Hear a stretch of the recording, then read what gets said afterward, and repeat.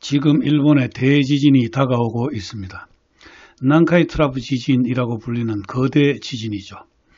그런데 실은 도쿄 앞바다에 사가미 트라프가 있습니다.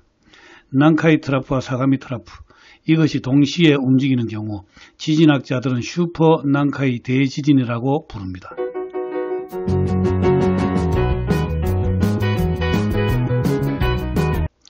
지구 표면은 플레이트, 판으로 이어져 있습니다. 이 판들은 손톱이 자라는 속도로 보이지는 않지만 확실히 움직이고 있습니다. 이 판들이 부딪히는 경계에서 지진이 발생하고 화산 활동이 일어납니다. 일본은 4개의 플레이트, 판으로 매우 복잡하게 이어져 있습니다. 유라시아판, 태평양판, 북미판, 필리핀 해판입니다.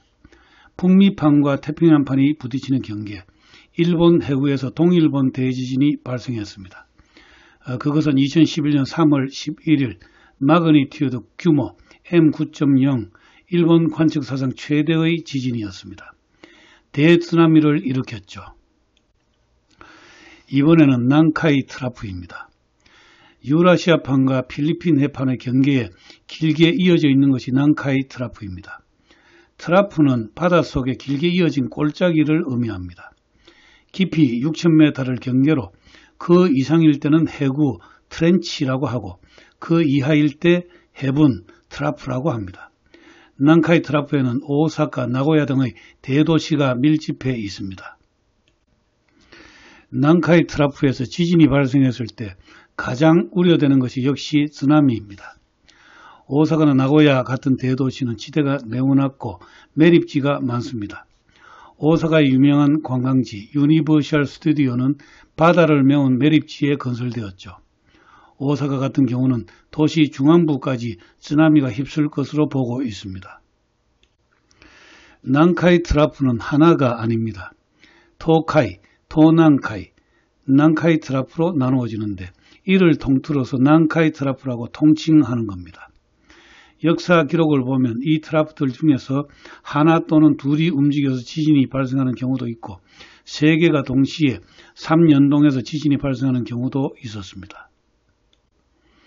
1605년에 3연동으로 지진이 발생했습니다. 1707년에도 3연동으로 지진이 발생했습니다. 특히 이 지진이 발생하고 49일 뒤에 후지산이 폭발했습니다.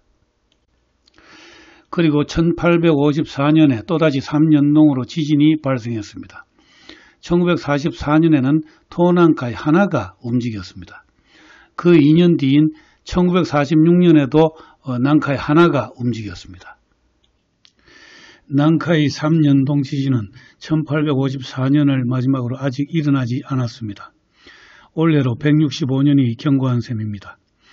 일본 정부는 M8 이상의 난카이 트라프 대지진이 30년 이내에 70에서 80% 확률로 일어난다고 공식 발표했지만 실제로 언제 일어나도 이상하지 않는 상황입니다. 한편 사가미 트라프의 상황입니다. 사가미 트라프는 북미판과 필리핀 해판의 경계에 있고 그 밑으로 태평양판이 미끄러져 들어가는 매우 복잡한 지질 구조를 갖고 있습니다. 사가미 트라프는 일본의 수도 도쿄 바로 앞에 놓여져 있습니다. 이 사가미 트라프는 1923년에 관동 대지진을 일으켰습니다. 관동 대지진은 10만 5천 명의 사망자를 냈습니다. 그리고 난카이 트라프와 사가미 트라프의 연장선상에 후지산이 놓여 있습니다. 후지산의 위치는 삼중점이죠. 난카이와 사가미 트라프의 움직임에 크게 영향을 받을 수 있다는 것을 알 수 있습니다.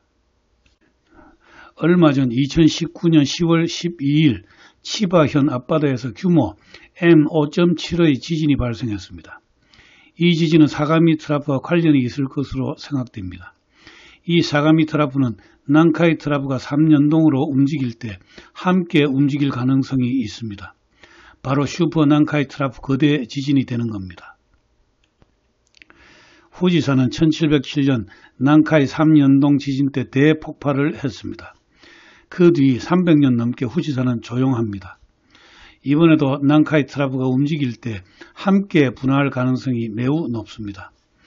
2011년 일어난 동일본 대지진은 일본 화산들의 마그마방을 자극했다고 보여집니다. 후지산도 예외는 아니죠. 지금 후지산은 스탠바이 상태입니다. 마그마방의 마그마 양도 충분할 겁니다.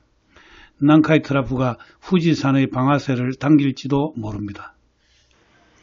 큐슈의 신모에다케 화산이 2011년부터 활동을 재개했습니다. 신모에다케는 2011년 동일본 대지진으로 마그마방이 자극을 받은 화산 중의 하나이고, 이로 미루어 역으로 난카이 트라프 역시 매우 움직이기 쉬운 상태로 가고 있다고 보여집니다. 화산과 지진, 지진과 화산은 매우 밀접한 관계가 있습니다.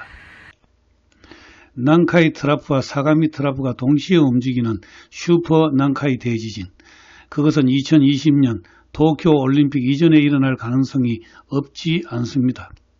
거대 지진이 일어난 후에 지진 기록을 검증해 보면 반드시 전조현상이 나타났다고 합니다.